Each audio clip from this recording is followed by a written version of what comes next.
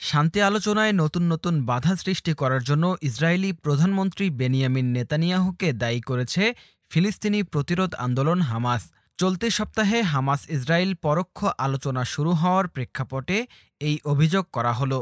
এক বিবৃতিতে হামাস দাবি করেছে যে তারা আলোচনার জন্য নমনীয়তা ও ইতিবাচকতা প্রদর্শন করলেও নেতানিয়াহু অতিরিক্ত বাধা যোগ করছেন।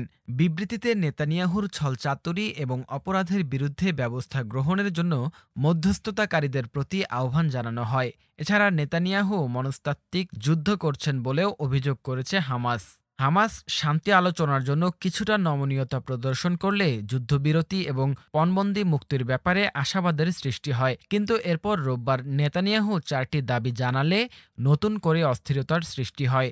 তার একটি শর্ত ছিল যুদ্ধবিরতি হলেও তারা যে কোনো সময় আবার যুদ্ধ শুরু করতে পারবে। হামাসের ওই বিবৃতির পর কাতার ভিত্তিক হামাস নেতা ইসমাইল হানিয়া গাজা সিটিতে ইসরায়েলি হামলা বৃদ্ধির বিষয়ে দৃষ্টি আকর্ষণ করেন। তিনি বলেন, এটি শান্তি আলোচনা ভণ্ডুল করার একটি চেষ্টা। হামাসের টেলিগ্রাম চ্যানেলে প্রকাশিত এক বিবৃতিতে হানিয়া বলেন, মধ্যস্থতাকারীদের উচিত হবে আলোচনা ভণ্ডুল হওয়ার জন্য নেতানিয়াহু এবং ইসরায়েলি বাহিনীকে দায়ী করা। এদিকে ইসরায়েল, মিশর ও মার্কিন কর্মকর্তারা রাফা ক্রসিং আবার খুলে দেয়া এবং মিশর গাজা সীমান্ত দিয়ে অস্ত্র চোরাচালান ঠেকানোর জন্য আলোচনা শুরু করেছেন। তাদের আলোচনায় পণবন্দীদের মুক্তির বিষয়টিও রয়েছে। মার্কিন আলোচক দলের নেতৃত্বে রয়েছেন হোয়াইট হাউসের মধ্যপ্রাচ্য বিষয়ক প্রধান ব্রেট ম্যাকগার্ক এবং সিআইএ পরিচালক বিল বার্নস। ইসরায়েলি দলের নেতৃত্বে রয়েছেন শিনবেতের প্রধান রোনেন বার। মিশরীয় দলের প্রধান হচ্ছেন গোয়েন্দা প্রধান আব্বাস কামাল।